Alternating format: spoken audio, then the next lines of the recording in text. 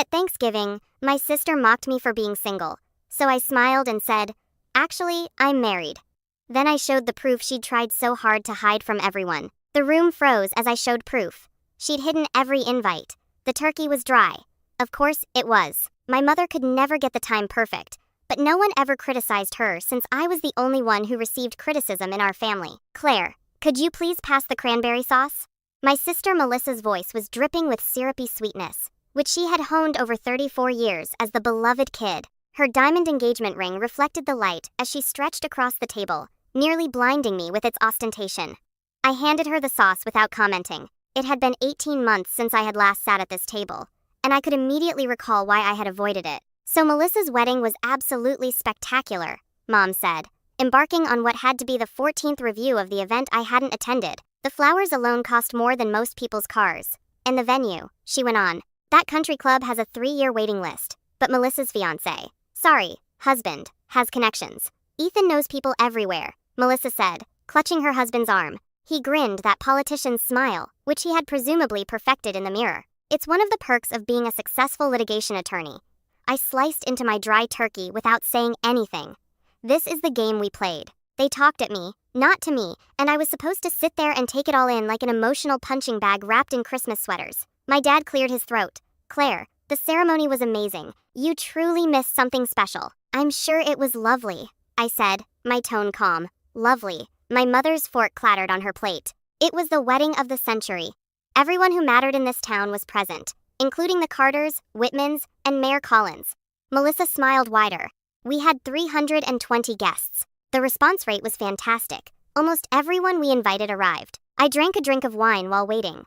A trap was being laid. I could feel it.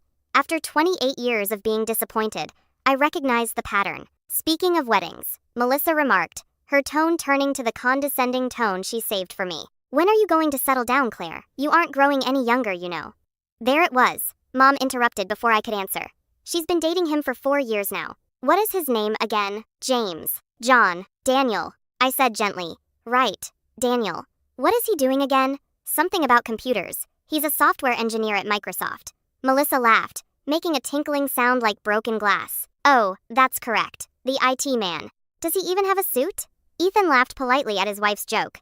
My father stared at his plate with deep focus, as he often did when the discourse went harsh. He never took part in the attacks, yet he never stopped them either. In some ways, his quiet hurt more than their words. "When is the big day anyway?" Melissa continued, encouraged by her audience. "Is he dragging his feet? Men can tell when a woman is desperate. You know, it turns them off." I cautiously placed down my fork. My heart pounded, but my hands remained firm. This was it. The moment I had been dreading and expecting for 8 months. "Actually, I had my wedding already," I informed him. The total quiet that fell over the table allowed me to hear the grandfather clock ticking in the corridor. 4 faces looked at me with varied degrees of shock. Melissa's mouth had literally dropped open. "You what?" Mom finally succeeded. "I was married 8 months ago. June 14th to be precise." "That's impossible," Melissa said. "You didn't. We would have." "You got invitations," I said calmly, reaching up my wine glass. "All of you did." My father discovered his voice. "Claire, we never got an invitation. We would have come if we had received them." I took out my phone, sliding my fingers across the screen with practiced accuracy. "Let me show you something." I'd had these screenshots for months, waiting for this precise time. The first one displayed the certified postal tracking information. 5 items, 5 addresses, and all signed for on April 24th. "Do you see this?" I turned the phone to my father. "This is a signature confirmation. Someone at this address signed all 5 invites." I focused closely on the signature line. The scroll was obviously Melissa's. My sister's face lost its color. "That could be anything," Mom said quickly, but her voice faltered. I swiped to the next screenshot. "This is an email confirmation from the stationery company. Custom invitations were bought in February and delivered in April." And here, another swipe is my credit card statement, which shows I paid for Priority Mail Express with signature confirmation to guarantee they came soon. "Melissa," my father said quietly, but there was hardness beneath. "Did you sign for the letter intended to your mother and me?" "I do not recall." Maybe Melissa's demeanor was breaking like old paint. "Let me refresh your memory." I was amazed at how calm I sounded given how fast my heart was beating. "April 24th was a Tuesday. You stopped by early to drop off Mom's birthday present before departing for the conference in Denver. You offered to get the mail while you were here. How can you remember that?" Ethan demanded, his legal instincts taking over to protect his wife. Because I contacted Mom that afternoon to check, she got the invitation. She stated that no mail had arrived other than some catalogs. That seemed weird to me given that the tracking showed delivery at 10:42 a.m. When I studied the signature later, I recognized Melissa's handwriting right away. Melissa's face has changed from white to crimson. You had me investigated. I phoned the post office. Hardly the FBI. I took another drink of wine, thankful that years of drama lessons in high school had taught me how to project confidence that I didn't really have. But you still haven't responded to Dad's query. Have you signed for our mail? This is ridiculous, Melissa said, standing quickly.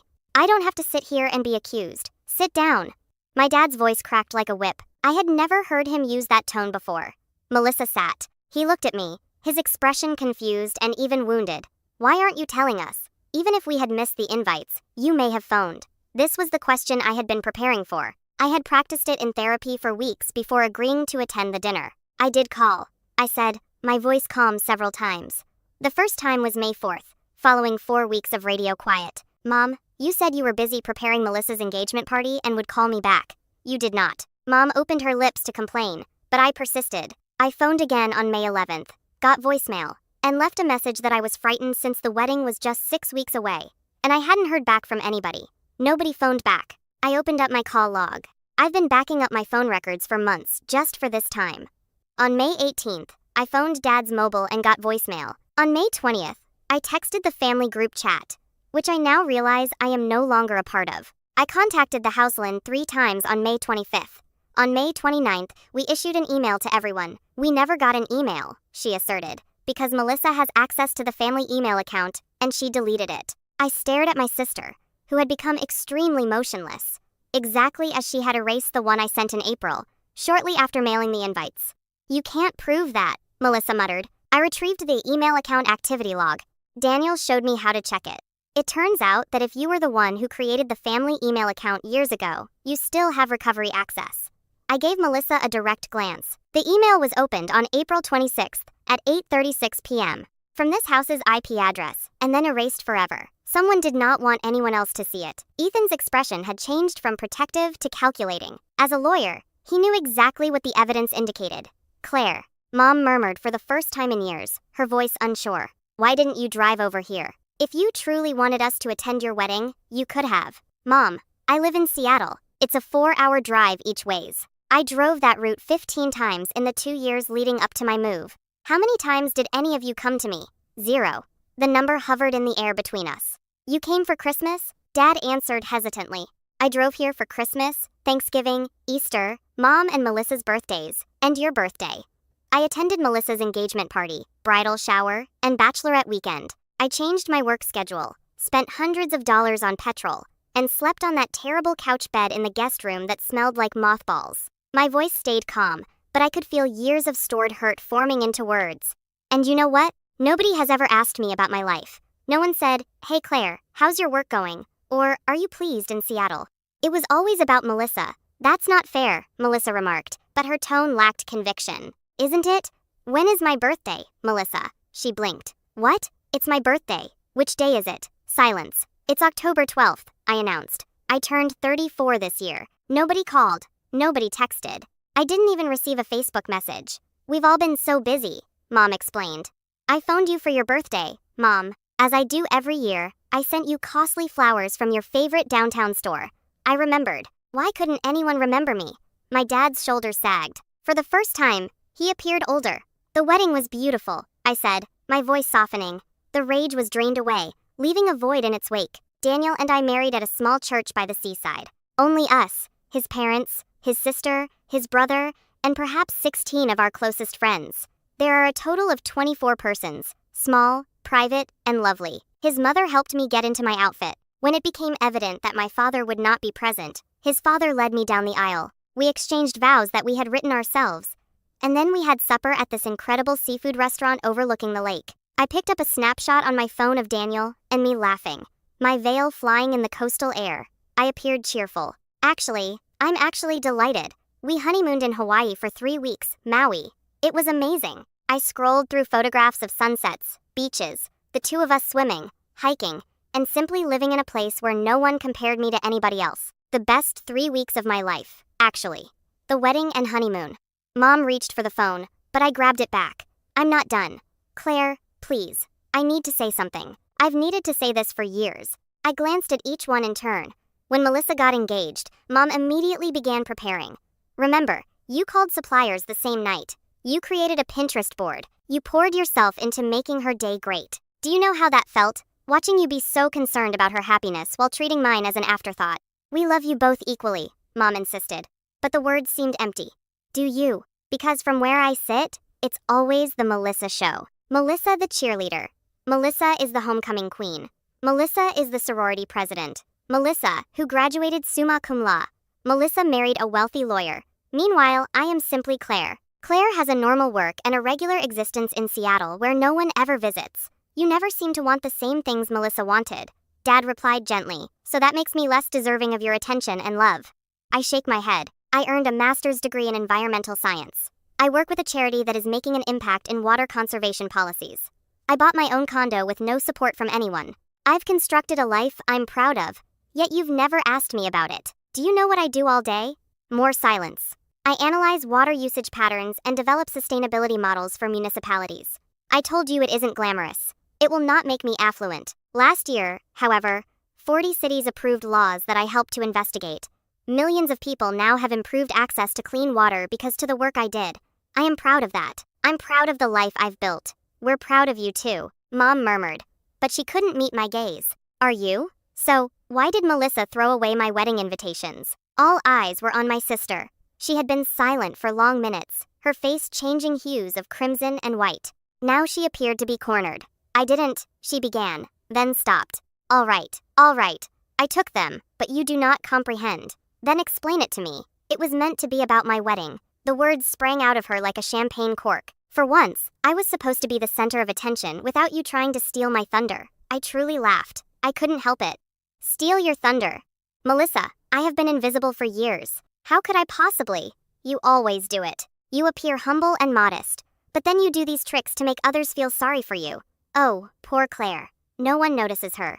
It is manipulation. I sent invites to my wedding. What is the nature of the manipulation? The timing. Melissa was on her feet again, her voice increasing to a volume that likely alarmed the neighbors. My wedding happened in September. You have scheduled yours for June. You were attempting to outshine me by getting married first. The logic was so warped that I nearly couldn't understand it. Melissa, you got engaged in January. You had been dating Ethan for 6 years before that. Daniel proposed to me in December, and we planned a summer wedding since we both enjoy the seashore in June. Your wedding date has nothing to do with mine. You've always been jealous of me. Jealous? The word tasted odd. Of what exactly? Of everything I have. The perfect husband, the big house, the respect in this community. I don't want any of that, I said. And I realized I meant it. I do not want a large house in this town. I don't want to be on any charity boards or join a country club. I just wanted my family at my wedding. I wanted you to see me happy. Well, you should have tried harder to make sure we got the invitations, replied my mother. And I could see her taking sides in real time. This was it. The moment when they banded together around Melissa, rewrote history to make me the villain, and carried on as if this discussion had never occurred. I have watched this movie previously. I knew how it ended. But this time, I was given the option of staying for the credits or leaving.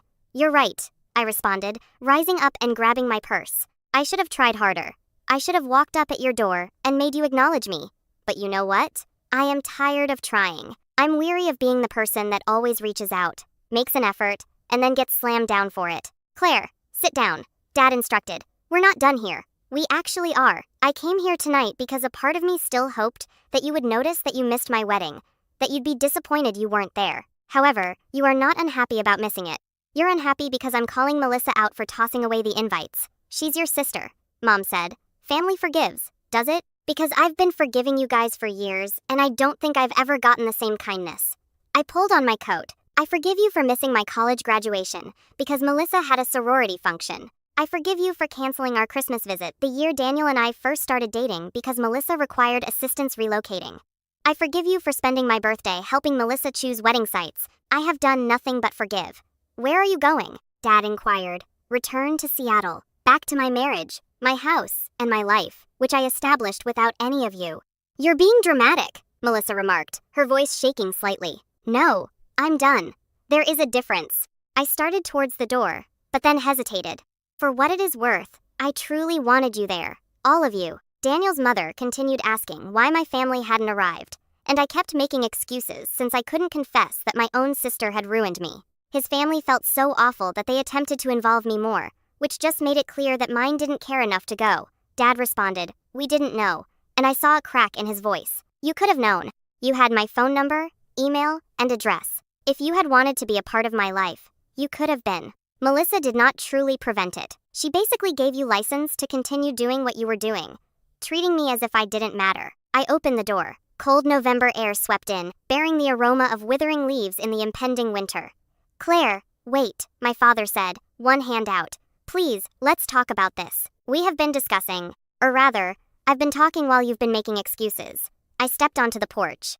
"Do you know what the saddest thing is?" Daniel asked if I wanted to invite you to Thanksgiving at his parents' house. His family wished to meet mine. I said no because I knew you'd all be here to celebrate Melissa.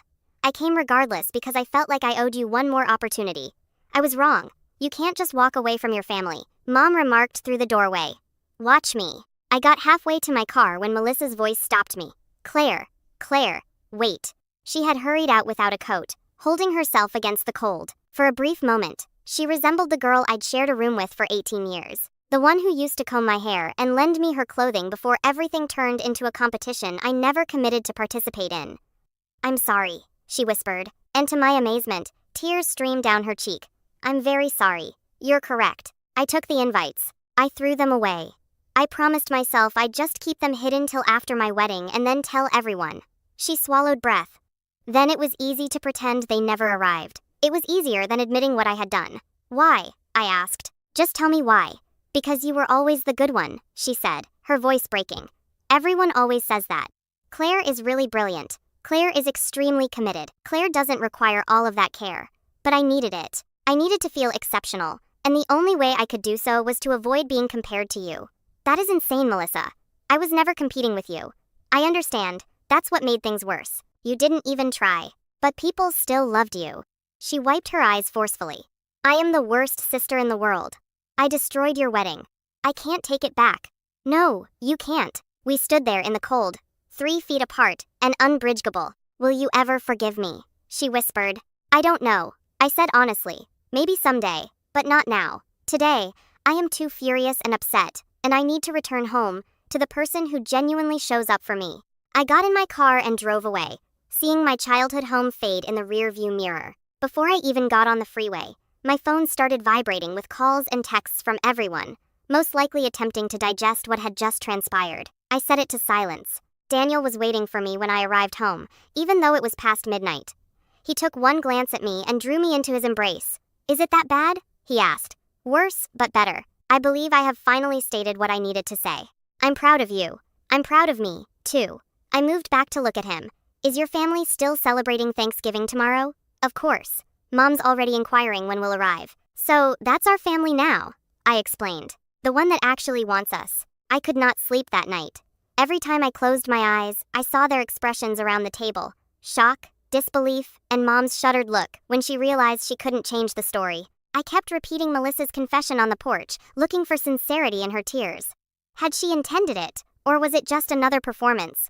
Damage control to save her reputation as the golden child. Daniel discovered me around 3 a.m., sitting on our balcony in the cold, wrapped in a blanket, and looking at nothing. "Are you unable to turn off your brain?" he inquired, slipping onto the chair next to me. "I keep thinking about what Melissa said about my being the decent guy. How does that make sense? They treated her like royalty my entire life. People's internal narratives don't always match reality." He leaned across and held my hand. She most likely felt pressure to maintain that immaculate image. The dread of falling off a pedestal may be overwhelming. That doesn't excuse what she did.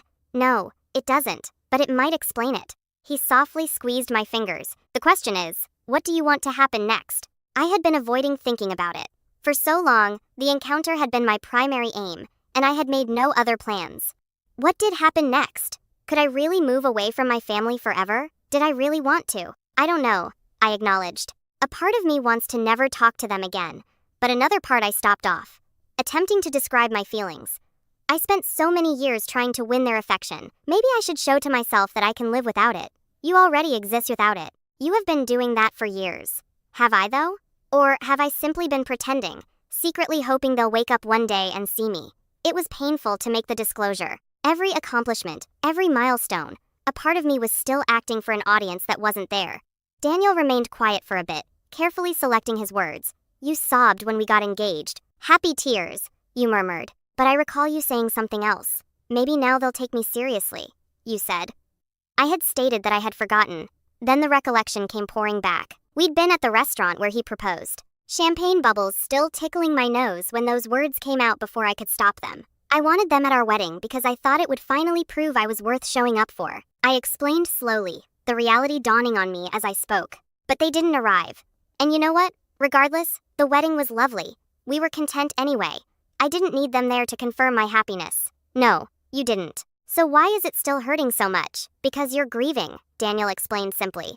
You are mourning the family you should have had, the parents who should have celebrated both of their daughters equally, and the sister who should have been your greatest friend rather than your adversary. Claire, that is a big loss. You are permitted to experience it. I allowed myself to cry properly for the first time since leaving that house. Not angry or furious tears, but deep hurting sobs of real loss. Daniel supported me through everything without attempting to cure or improve anything, but simply being present. When I eventually stopped, drained and fatigued, he asked if I wanted hot chocolate. I nodded and he went inside. Through the glass door, I saw him walk around our kitchen, which we had designed together and filled with items that made us happy rather than those that were spectacular to others. A kitchen where we'd entertained friends who genuinely cared about us, where we'd cooked, laughed, and made a life. They had missed it all. And suddenly, sitting there covered in my blanket at 3 a.m., I knew it was their loss, not my own. Daniel reappeared with 2 glasses topped with whipped cream and chocolate shavings. He'd even sent the peppermint sticks I adored, which I found during our honeymoon at a small cafe in Lahaina. I love you, I stated, for so many reasons. But right now, especially for remembering the peppermint sticks, I pay attention, he stated with a little smile. It's what people do when they love someone. Such a simple sentence, but it embodied everything my family had failed to achieve. Paying attention, remembering, and showing up the fundamental building blocks of love that I'd been craving without even recognizing it. Your mom asked me something last week, Daniel replied, stirring his hot chocolate. She inquired whether your family had ever met me before the wedding. When I told her no, she looked very heartbroken. She said, every parent that would be anxious to meet the one who makes their child light up as you do when we talk about our life together. My throat clenched. She said, what? Yes, she did. She then explained that their loss was her gain since she now has you as a daughter. She meant it, too. My mother does not say anything she does not intend. I know.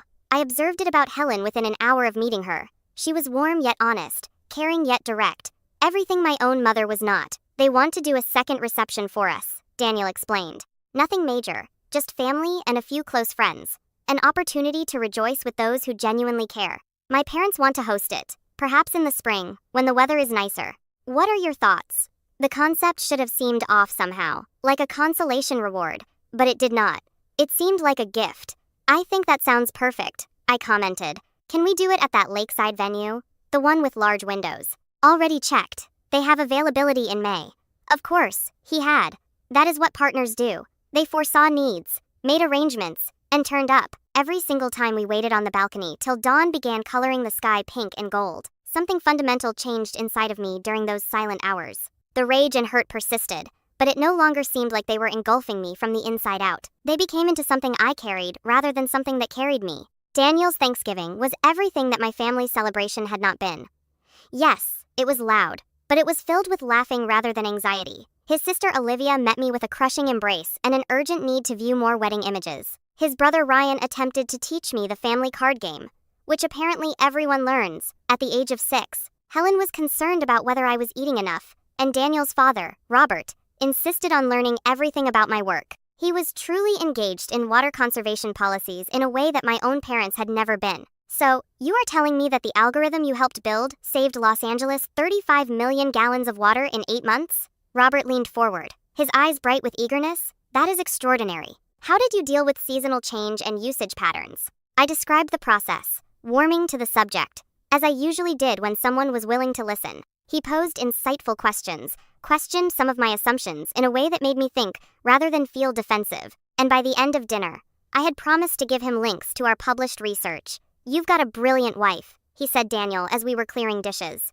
I hope you know that. I do, Daniel responded, catching my gaze across the table. Trust me, I do.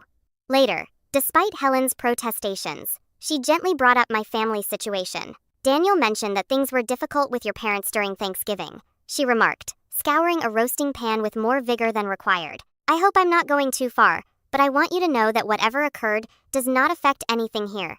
We consider you family now, not because you married Daniel, but because of who you are. I needed to set down the dish I was drying before I dropped it. Thank you, that means more than you realize. I'm a mother, Helen stated simply. I can't picture my children treating you the way yours did. Olivia informed me what happened to the invitations. Is that your own sister? She shook her head. I won't talk poorly of someone I've never met, but I will say this. Their inability to recognize your worth does not reduce yours. It merely shows their ignorance. I'm still processing all of it, I acknowledged. Part of me wants to cut them off entirely. Part of me feels guilty for even thinking about it. Guilt is a powerful tool, Helen explained, washing the pan and placing it on the drying rack, especially when it has been used against you throughout your life. But here's something I learned while parenting 4 children. Sometimes love isn't enough. People might harm us not because they don't love us, but because they don't know how to love us correctly, and we have the right to protect ourselves from it, even if it comes from relatives. My dad called yesterday, I said, just checking in. He described it as uncomfortable. Neither of us knew what to say. Typically, the first talks after major revelations. She gave me another plate to dry. The question isn't whether it was comfortable, Helen told me. The question is whether he is willing to perform the difficult effort of genuinely transforming. Words are simple. Consistent activity is difficult. 3 days later, my father sent me an email, a lengthy one filled with apologies, realizations, and pledges to do better. He asked if we could actually discuss about starting fresh. I said, maybe eventually, but I needed time. He replied he understood. Melissa sent a Facebook message. I did not read it. I switched off alerts for the family group chat I had been redded to, most likely at Dad's suggestion. Ethan issued a LinkedIn request, which I denied. Mom did not contact me at all. It hurt less than I thought. My mother's quiet became an explanation in and of itself. Days stretched into weeks, and while my father's weekly calls continued, brief and circumspect, but present, Mom was glaringly absent. I saw Mom in that house, reorganizing the same closets she'd been organizing my whole life, holding her book club, attending her charity luncheons, and living in a world where painful realities could be ignored by sheer force of habit. Work became my shelter throughout those weeks. I immersed myself into a new project investigating drought patterns in the Southwest. Thankful for challenges with clear datasets and simple answers, my coworker Lauren noted the increasing intensity. You're here before me and leaving after me, she said one evening, sticking her head into my office about 7 p.m. Is everything okay? Family stuff, I answered hazily, just needed the distraction. She sat across from my desk without invitation, which I usually enjoyed. Do you want to talk about it? Surprisingly, I did. I told her everything. The wedding, the invites, and the Thanksgiving confrontation. Lauren listened without interrupting, her face changing from shock to fury, to something resembling comprehension. My sister and I didn't speak for 3 years, she added as I finished. Different reason. She borrowed money and never paid it back, then behaved like I was the culprit for bringing it up. But the dynamics were comparable. She was the favorite. I was an afterthought. Our parents were always on her side. How was it resolved? I asked. It didn't actually. She ultimately apologized, and we now have a polite relationship, but only on the surface. We will never be as close as we were as children. I had to mourn that connection, and accept that the sister I desired no longer existed. Maybe it never existed in the manner I recall. Is it still hurting sometimes? Lauren acknowledged mostly on holidays or when I encounter other sisters who are also friends. But I've created my own family, my spouse, our friends, and my chosen folks. They show up for me in ways that my blood kin never have. She arose and stretched. Give yourself time to think out what you want things to look like in the future, and don't allow anyone shame you into forgiving before you're ready. Her sentiments matched Helen's, reflecting common knowledge from women who had learned to set boundaries the hard way. I was curious how many individuals bore these scars, smiling during family events while slowly bleeding from invisible incisions. That weekend, Daniel and I had a dinner party. Nothing fancy, just 6 friends, decent wine, and the beef bourguignon dish I had been honing for months. Our buddy Sophie brought her new girlfriend, and our neighbor Ben arrived with handmade bread that outperformed my grocery store buns. We ate, joked, and played charades until midnight, and no one asked me about my pregnancy or why I hadn't been home in a while. This is nice, I remarked to Daniel as we cleaned up afterward, both pleasantly tipsy and exhausted. This feels like family. It's family, he said, filling the dishwasher with somewhat less accuracy than normal. We get to select this. Blood does not have the monopoly on love. I considered this while I scrubbed the wine glasses by hand, seeing soap bubbles catch the light. My parents had always regarded family as an obligation, something to be done regardless of the underlying problems. But what if family was more about connection? What about showing up, paying attention, and creating room for each other's joy? Melissa sent me an email on Tuesday morning, not through Facebook this time, but to my work address, indicating that she had looked up where I worked and obtained my contact information. The subject line was simply, "Please read this." I gazed at it for 30 minutes before opening it. Claire, I understand you probably do not want to hear from me. I wouldn't want to hear from myself either, but my therapist insists that I make restitution as part of my healing process. And while I realize this is ultimately for me, I hope it also helps you. I've been reflecting a lot on why I did what I did. The simple explanation is envy, but it's more nuanced than that. Growing up, I always felt the need to be flawless. Mom and Dad never stated it openly, but I internalized the message that my value was dependent on my accomplishments. Good grades, lovely outfits, the appropriate guy, and the perfect wedding. It was all part of the scorecard I was striving to complete to prove I earned their affection. You didn't appear to require that confirmation in the same way. You simply existed firmly in your own place. You didn't care if you weren't the prom queen or if your major didn't wow their peers. And it somehow made you scary to me because if you could be adored without acting, what did that say about all of my performances? When your invitation arrived, I experienced a moment of terror. Your wedding was going to be the first, and it was going to be modest, private, and genuine, something mine wasn't. Mine was a large production for 280 individuals, the most of whom I hardly knew. I'd spent a year preparing it with Mom, and somewhere along the road, it shifted from being about Ethan and me to demonstrating something to people whose opinions should not have mattered. I told myself that if I simply delayed everyone finding out about your wedding until after mine, I'd be able to retain the illusion of going first, being first, and winning a competition that only existed in my mind. And then I promised myself I'd come clean. But the more I waited, the tougher it became until it was simpler to simply pretend it never occurred. I understand that this doesn't solve anything. I realize I deprived you of having your family present on one of the most significant days of your life. I know I harmed you in a way that may be unforgivable. And I know I wounded Mom and Dad by having them miss it and then leading them to believe they didn't receive the invites. I'm now in therapy twice a week, trying to figure out why I so strongly require external affirmation. Why do I perceive everything as a competition? Why can't I be pleased for others without making it about myself? It's difficult labor. I am not liking it, but I am doing it because I no longer want to be this person. I do not expect you to forgive me. I don't expect you to answer to my email, but I wanted you to know that I understand what I did. I realize it was wrong, and I genuinely deeply apologize. I hope you are pleased with Daniel. I hope your life in Seattle fulfills all of your expectations. And I hope that someday maybe we might rekindle our relationship as sisters. Even if it takes years, even if it never occurs. Melissa. I read it 3 times, analyzing each phrase for sincerity, manipulation, and any resemblance to the sister I knew before everything turned complex. The remarks appeared sincere, but Melissa had always been gifted with words. I sent it to Daniel without remark, then to Lauren.